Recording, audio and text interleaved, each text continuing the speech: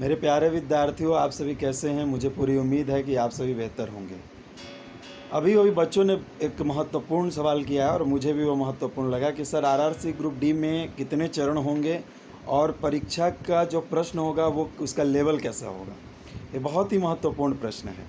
देखिए, RRC group D की जो परीक्षा जो होने वाली है उसमें नोटिफिकेशन में साफ साफ लिखा हुआ है कि यदि आरआरसी चाहेगा तो 2 फेज में भी परीक्षा, 2 चरणों में भी परीक्षा वो ले सकता है। It will all depend on the decision of RRC. उसमें आप कुछ नहीं कर सकते हैं। ऐसे में जो प्रश्न है कि क्या ये 1 चरण में होगा या 2 चरण में होगा, ऐसे ही लेट हो चुका है। तो एक तो रेलवे की लेट लतीफ़ी और एक बढ़ते हुए कोरोना संक्रमण के कारण, इसलिए परीक्षा अब एक ही चरणों में होगी। मैंने बताया भी था आपको कि एक ही चरण में परीक्षा होगी 100%। और दूसरे सवाल का जो जवाब है कि आपके परीक्षा का लेवल क्या होगा, तो देखिए लेवल बड़ा ही आसान होने जा रहा है।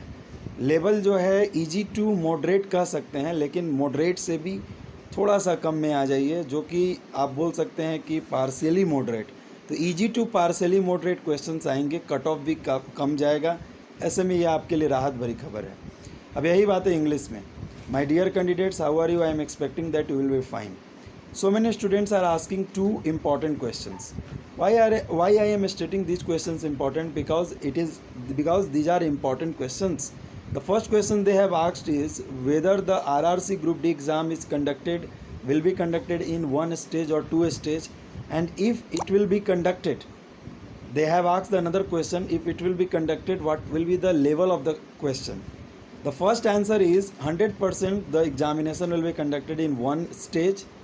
And the second answer of your questions, my dear students, is that the level of questions will be easy to partially moderate. Very easy questions will be asked and your cutoff will also be low. Thank you.